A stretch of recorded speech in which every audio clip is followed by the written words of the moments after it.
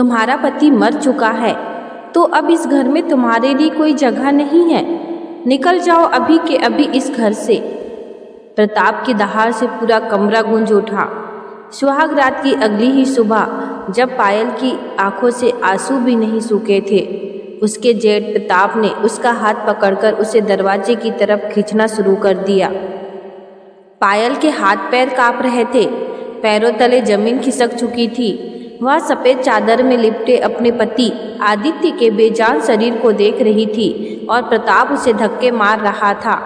पायल को समझ नहीं आ रहा था कि वह क्या करे और कहाँ जाए। इस शहर में उसका कोई नहीं था।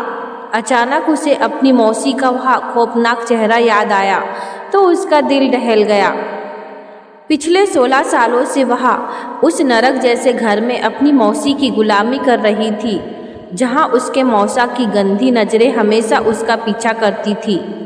कल जब वह शादी करके इस घर में आई थी तो उसे लगा था कि भगवान ने उसकी सुन ली है। उसे उस जिल्लत भरी जिंदगी से हमेशा के लिए छुटकारा मिल गया है।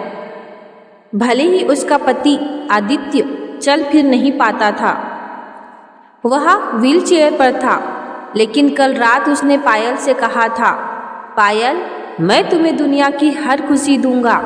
आदित्य की आंखों में उसके लिए जो सम्मान और प्यार था, उसने पायल का दिल जीत लिया था। पायल ने सोचा था कि वह अपने पति की खूब सेवा करेगी, उन्हें बेइंतहा प्यार देगी। उसने सोचा था कि इस रात के बाद उसकी ज़िंदगी का नया और खूबसूरत सफ़र शुरू होगा। लेकिन एक ही रात में विधाता ने ऐसा क्रूर मजाक किया कि उसकी सारी खुशियां मिट्टी में मिल गई। सुबह जब वह सोकर उठी तो आदित्य के शरीर में कोई हलचल नहीं थी। उसके प्राण पखेरु उड़ चुके थे और इससे पहले कि वह अपने पति की मौत का मातम भी मना पाती, उसके जेठ प्रताप ने उसे डायन और मनहूस कहते हुए घर से बाहर का रास्ता दिखा दिया। प्रताप ने उसके चेहरे के पास अपनी उंगली लाते हुए बड़ी बेरहमी से कहा, अगर दोबारा इस चौखट के आसपास भी मंडराई तो पुलिस बुलाकर सीधे जेल भिजवा दूंगा और कह दूंगा कि तूने ही रात को मेरे भाई को जहर देकर मार डाला है। पायल अंदर तक कांप उठी। वह लड़की जिसने कल रात अपने पति की लंबी उम्र के लिए दुआएं मांगी थी, वह उसकी जान कैसे ले सकती थी। उसी के साथ तो उसने अपने आने वाले सुनहरे भविष्य के सपने बुने थे। अब वापस मौसी के पास लौटने का मतलब था खुद को उसी गंदे दलदल में दोबारा ढकेल देना, जहां रोज उसके आत्मसम्मान की धज्जियां उड़ती थी और इस बड़े से बंगले में अब उसके लिए कोई जगह नहीं बची थी। घर में कोई दूसरा इंसान नहीं था जो इस बेसहारा लड़की का साथ दे सके।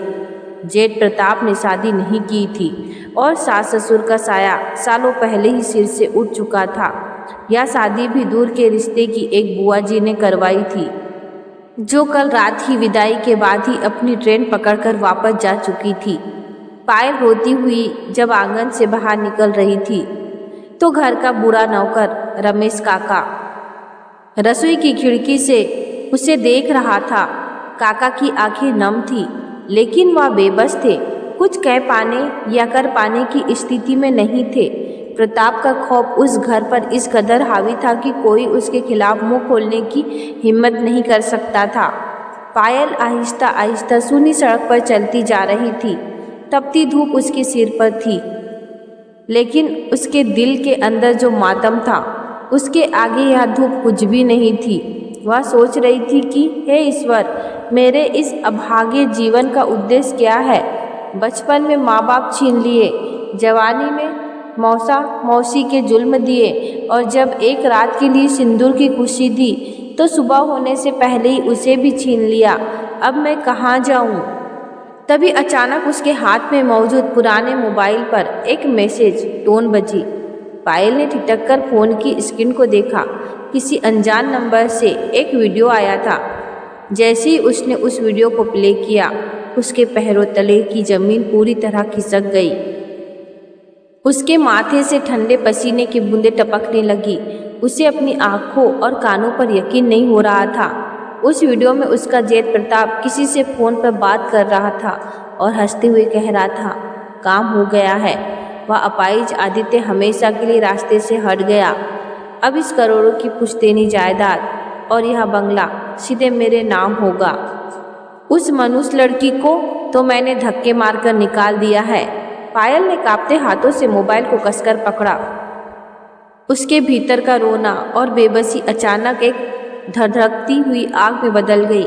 उसने सोचा कि अगर उसने अब देर की और प्रताप ने आदित्य का अंतिम संस्कार कर दिया तो वह कभी अपने पति की मौत का इंसाफ नहीं कर पाएगी। वह बिना कुछ सोचे पागलों की तरह दौड़ते हुए सीधे शहर के सबसे बड़े पुलिस स्टेशन की तरफ भागी। थाने में पहुंचकर वह सीधे इंस्पेक्टर स्वाति के कमरे में दाखिल हुई। पायल की हालत और उसकी आंखों का गुस्सा देखकर इंस्पेक्टर स्वाति समझ गई कि मामला गंभीर है। पायल ने रोते हुए लेकिन बेहद मजबूत आवाज में इंस्पेक्टर स्वाति को सब कुछ सच सच बता दिया और वह वीडियो उनके सामने रख दिया। इंस्पेक्टर स्वाति ने जैसे ही वह वीडियो देखा उनका खून खौल उठा।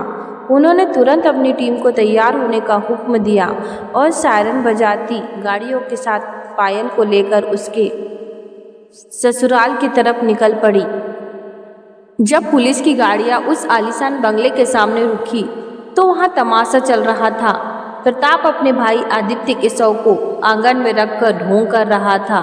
वह छाती पीट पीट कर झूठे आंसू बहा रहा था। आसपास के पड़ोसी इकट्ठा थे और उसे शांत कराने की कोशिश कर रहे थे। तभी भीड़ को चिढ़ती हुई पायल वहां पहुंच गई। पायल को देखते ही प्रताप का रोना अचानक थकाऊ गुस्से में बदल गया।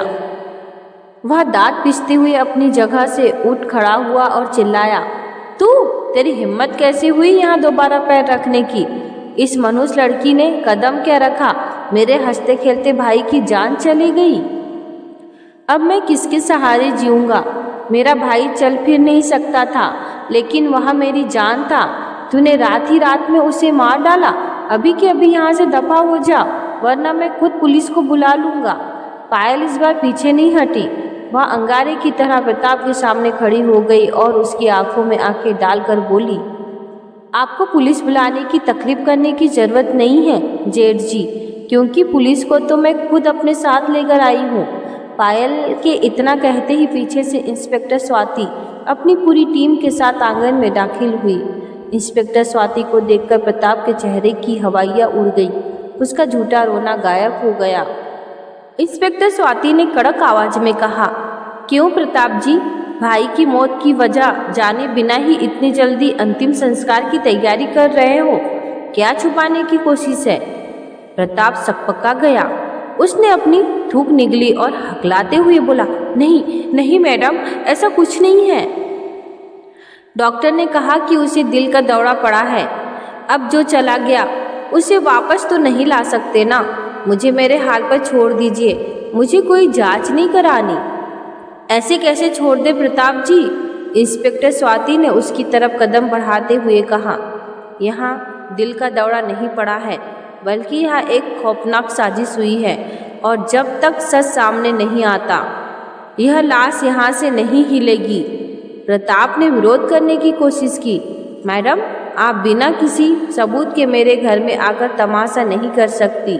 मेरे भाई की आत्मा को ठेस पहुँचेगी। लेकिन इंस्पेक्टर स्वाति ने उसकी एक न सुनी। उन्होंने डॉक्टरों की टीम को इशारा किया और आदित्य के शव को पोस्टमार्टम के लिए अस्पताल भिजवा दिया। साथ ही उन्होंने प्रताप की कलाई पकड़ ली और कहा, चलो प्रताप जी, अब बाकी की बात थाने में बैठकर होगी।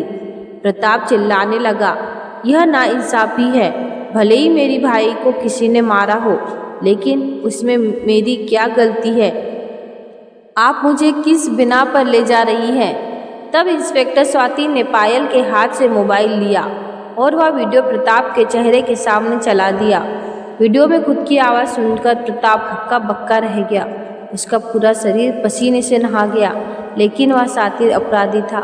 उसने तुरंत खुद को संभाला और धीरे से बोला, मैडम, तो इसमें मैंने गलत क्या कहा? मेरा छोटा भाई अब इस दुनिया में नहीं रहा तो यह सारी प्रॉपर्टी कानूनी तौर पर मेरी ही हुई ना। मैं तो अपने दोस्त के सामने अपना दुखड़ा रो रहा था। यह वीडियो आधी अधूरी तरीके से रिकॉर्ड की गई है ताकि आपको गुमराह किया जा सके। मुझे मेरे भाई के जाने का बहुत दुख है। इंस्पेक्टर स्वाति ने उसकी आंखों में देखते हुए एक ठंडी मुस्कान दी और कहा, अगर तुम इतने ही बेगुनाह हो प्रताप जी, तो थाने चलने में इतनी घबराहट क्यों हो रही है? चलो, दूध का दूध और पानी का पानी वहीं हो जाएगा। प्रताप पायल को अपनी जलती हुई नफरत भरी नज़रों से घूरते हुए पुलिस की जीप में बैठ गया। इंस्पेक्टर स्वाति पायल का हाथ थामा और कहा, बेटा तुम अभी इस घर में रहो। आदित्य के कमरे को हमने सील कर दिया है ताकि सबूतों से छेड़खानी ना हो। तुम गेस्ट रूम में आराम करो। कल से लेकर आज तक की घटनाओं ने पायल को भीतर से पूरी तरह तोड़ दिया था। वह गेस्ट रूम के बिस्तर पर एक कटे हुए पेड़ की तरह गिर पड़ी। उसकी आंखों से आंसुओं का सैलाब बह रहा था, लेकिन उस दुख के बीच भी उसके दिमाग में एक बहुत बड़ा सवाल घूम रहा था। आखिर यह वीडियो उसे किसने भेजा था? वह नंबर किसका था? उसने दोबारा उस नंबर पर कॉल किया, लेकिन वह फ़ोन बंद आ रहा था। हार मानकर उसने फ़ोन पटक दिया। तभी कमरे का दरवाज़ा धीरे से खुला। घर का बूढ़ा नौकर रमेश काका हाथ में चाय की ट्रे लिए अंदर आया। उसने ट्रे मेज पर रखी और बेहद धीमी और हमदर्दी भरी आवाज़ में बोला, छोटी मालकिन, जरा सी चाय पी लीजिए। सुबह से आपके पेट में अन्न का एक दाना भी नहीं गया है। जरा सी सहानुभूति मिलते ही पायल का सब्र का बांध टूट गया। वह फूट फूट कर रोने लगी और बोली, कैसी मालकिन काका? मत कहिए मुझे मालकिन। मुझे तो समझ ही नहीं आ रहा कि मेरे नसीब में यह कैसा अभिशाप लिखा है। बचपन में ही माँ बाप का साया उठ गया। मौसी के घर में नौकरों से बदतर जिंदगी थी। सोचा था शादी के बाद इस नए घर में खुशियाँ मिलेगी, लेकिन पहली ही रात मेरे पति का साथ छूट गया। अब मेरा इस दुनिया में कोई नहीं है। मैं कहाँ जाऊँ? रमेश काका ने चारों तरफ देखा कि कोई सुन तो नहीं रहा है। फिर उन्होंने गेस्ट रूम का दरवाज़ा अंदर से बंद कर दिया। काका का यह रूप देखकर पायल के आंसू थम गए। काका सीधे पायल के पास आए और उनके चेहरे के भाव पूरी तरह बदल चुके थे। काका ने कहा, छोटी मालकिन, हिम्मत मत हारिए। भले ही आदित्य बाबा इस दुनिया में नहीं है, लेकिन आपका उनसे रिश्ता कभी खत्म नहीं हो सकता। आप कानूनी और सामाजिक रूप से इस घर की एकलौती छोटी बहू है और इस पूरे साम्राज्य पर पहला अधिकार आपका है। आपको इस घर से कोई बाहर नहीं निकाल सकता। पायल का सिर दर्द से फटा जा रहा था। उसने काका से दवाई मंगवाकर खाई और बिस्तर पर लेट गई। शाम को जब उसकी आँख खुली तो उसने देखा कि रमेश काका खाना तैयार करके बैठे थे। काका ने कहा, बिटिया, 2 निवाले खा लो। पायल ने उदास आवाज में कहा, मेरा कुछ भी खाने का मन नहीं है काका। अब जीकर ही क्या करना है? इस जीवन का कोई मकसद नहीं बचा। काका ने उसकी तरफ देखा और एक ऐसी बात कही जिसने पायल को चौंका दिया। काका ने कहा, मकसद? हमें खुद ढूंढते हुए आते हैं बिटिया, और वैसे भी अभी तो असली जंग शुरू होनी है। अगर तुम कमजोर पड़ गई तो आदित्य बाबा की आत्मा को कभी शांति नहीं मिलेगी। बिना खाए पिए लड़ाई मुमकिन नहीं होगी। काका की बातों में एक अलग सा वजन था। पायल ने थाली उठाई और भारी मन से खाना खाने लगी। उधर शहर के कोतवाली थाने के बंद कमरे में प्रताप से कड़ी पूछताछ चल रही थी। इंस्पेक्टर स्वाति ने टेबल पर हाथ मारते हुए पूछा, प्रताप, उस वीडियो में तुम जिस इंसान से बात कर रहे थे उसका नाम क्या है? कौन है वो? प्रताप सकपका गया। उसने नजरें चुराते हुए कहा, मैडम, वह मेरी एक दोस्त है, मेरी गर्लफ्रेंड है। मैं बस उससे बात कर रहा था। इंस्पेक्टर स्वाति ने मुस्कुराते हुए कहा, गर्लफ्रेंड? झूठ बोलना बंद करो प्रताप। तुम्हारी कॉल डिटेल्स हमारे हाथ लग चुकी है। तुम जिस नंबर पर बात कर रहे थे वह नंबर इस शहर का नहीं, बल्कि तुम्हारी बहू पायल के गृहनगर का है। और वह नंबर किसी और का नहीं, बल्कि पायल के मौसा का है। यह सुनते ही प्रताप के चेहरे का खून सूख गया। स्वाति ने आगे की फाइल टेबल पर पटकी और कहा, पोस्टमार्टम की रिपोर्ट आ गई है। आदित्य की मौत कोई हार्ट अटैक से नहीं थी। उसे खाने में हेलियम नाम का धीमा जहर दिया गया था। अब बताओ, वो जहर कहाँ से आया? प्रताप ने अपनी आखिरी चाल चलते हुए कहा, मैडम, मैं सच कहता हूँ, यह सब उस पायल की चाल है। वह एक गरीब लड़की है। उसे मेरा भाई पसंद नहीं था क्योंकि वह अपाहिज था। उसने अपनी मौसी और मौसा के साथ मिलकर मेरे भाई को रास्ते से हटा दिया ताकि वह इस संपत्ति की मालकिन बन सके। मुझे फंसाया जा रहा है। इंस्पेक्टर स्वाति अपनी जगह से उठी और उन्होंने एक जोरदार तमाचा प्रताप के चेहरे पर जड़ दिया। प्रताप सीधे फर्श पर जा गिरा। स्वाति ने गरजते हुए कहा, तुम्हें क्या लगता है पुलिस बेवकूफ़ है? तुम्हारे घर की छानबीन के दौरान हमें किचन के डस्टबिन से उसी थैलियम जहर का खाली पैकेट मिला है और फॉरेंसिक रिपोर्ट के मुताबिक उस पैकेट पर सिर्फ और सिर्फ तुम्हारी उंगलियों के निशान हैं। मौसी ने सावरी का सौदा तुमसे किया था ताकि शादी के बहाने तुम आदित्य को मार सको और बाद में आधी संपत्ति उन लालचियों को दे सको। उन्होंने तुम्हें जहर सप्लाई किया था। सब कुछ साफ हो चुका है। प्रताप पूरी तरह टूट गया।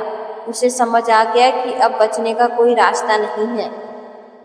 वह पैरों में गिर गया और रोते हुए बोला, मैडम, मुझे बचा लीजिए। आपको जितने करोड़ रुपए चाहिए मैं देने को तैयार हूँ। बस मुझे जेल मत भेजिए। इंस्पेक्टर स्वाति ने उस पर डंडे बरसाते हुए कहा, कानून को खरीदने की कोशिश करता है नीच इंसान। अपने सगे भाई को मार डाला। केस अदालत में गया। सारे पुख्ता सबूतों और गवाहों के आधार पर कोर्ट ने प्रताप को बिना किसी पैरोल के उम्र कैद की सजा सुना दी। साथ ही अदालत ने आदेश दिया कि स्वर्गीय आदित्य की पत्नी होने के नाते पायल ही इस करोड़ों की संपत्ति, पुश्तैनी जमीनों और बंगले की एकलौती और असली कानूनी हकदार है। वह लड़की जो कल तक एक एक रुपये के लिए तरसती थी, आज करोड़ों की मालकिन बन चुकी थी। लेकिन उसके दिल में अभी भी एक अधूरापन था। एक दिन वह अपने आलीशान हॉल में बैठी थी। उसने अपनी जेब से फ़ोन निकाला और उस रहस्यमयी नंबर पर फिर से कॉल किया जिससे उसे वीडियो मिला था। इस बार फ़ोन की घंटी बजी और दूसरी तरफ से आवाज़ आई, हेलो छोटी मालकिन। आवाज़ सुनते ही पायल के हाथ से फ़ोन छूटते छूटते बचा। वह कोई और नहीं बल्कि उनके घर का पूरा नौकर रमेश काका था। पायल हैरान होकर दौड़ती हुई रसोई में गई जहाँ काका खड़े थे। पायल ने आंखें फाड़कर पूछा, काका, वह नंबर आपका था? वह वीडियो आपने बनाई थी? लेकिन आपके पास प्रताप जेठ जी के खिलाफ इतना बड़ा सबूत कैसे आया? रमेश काका की आंखों से आंसू झलक पड़े।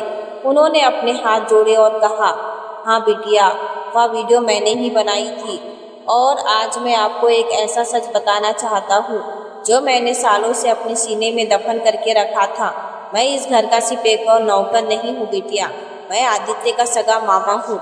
सन रह गई। काका ने रोते हुए आगे कहा, सालों पहले जब आदित्य की माँ यानी मेरी बहन गुजरी थी तो उसने मुझसे वादा लिया था कि मैं उसके बेटे की रक्षा करूँगा। मुझे पता था कि प्रताप एक कसाई है। वह संपत्ति के लिए आदित्य को कभी भी मार सकता है। इसलिए मैं अपनी पहचान छुपाकर इस घर में नौकर बनकर रहने लगा ताकि आदित्य के खाने पीने और उसकी सुरक्षा पर नज़र रख सकूं। लेकिन कल रात प्रताप ने मुझसे छुपकर आदित्य के दूध में वह जहर मिला दिया जिसे मैं देख नहीं पाया। मुझे जब शक हुआ तो मैंने प्रताप का पीछा किया और वह जब फोन पर आपके लालची मौसा से बात कर रहा था मैंने वह वीडियो रिकॉर्ड कर ली। मैं आदित्य को नहीं बचा सका लेकिन मैं प्रताप को छोड़ना नहीं चाहता था। पायल की आंखों से आंसू बहने लगे। उसने आगे बढ़कर रमेश काका के पैर छू लिए और कहा, काका, आपने मुझे इंसाफ दिलाया। आप मेरे नौकर नहीं, इस घर के सबसे बड़े बुजुर्ग हैं। काका ने पायल के सिर पर हाथ रखा और कहा, बिटिया, अब तुम्हारे पास इतनी संपत्ति है लेकिन जीवन में कोई उद्देश्य नहीं है। चलो इस धन का इस्तेमाल दूसरे की जिंदगी संवारने में करते हैं। पायल ने काका की बात मान ली। उसने अपनी करोड़ों की संपत्ति में से एक बहुत बड़ा हिस्सा अनाथ बच्चों के आश्रम और बेसहारा महिलाओं के कल्याण के लिए दान कर दिया। उसने खुद पास के एक अनाथ आश्रम से एक छोटी सी बेसहारा बच्ची को गोद लिया, उसे अपनी बेटी बनाकर उसकी परवरिश करने लगी। अब पायल का जीवन पूरी तरह बदल चुका था। उसके पास धन भी था, सम्मान भी था और सबसे बढ़कर जिंदगी जीने का एक बेहद खूबसूरत उद्देश्य भी था। पाप का घड़ा चाहे कितना भी बड़ा क्यों ना हो, एक दिन वह भरता जरूर है। अन्याय के खिलाफ उठाई गई एक सही आवाज और सच का साथ बड़े से बड़े साम्राज्य को भी मिट्टी में मिला सकता है। संपत्ति से बड़ी इंसान की नीयत और उसके कर्म होते हैं। तो दोस्तों, यह कहानी यहीं खत्म होती है। मिलते हैं एक नई कहानी के साथ। अगर आपने हमारे चैनल अनमोल प्यारी कहानी जंक्शन को सब्सक्राइब नहीं किया है तो सब्सक्राइब जरूर कीजिए। धन्यवाद।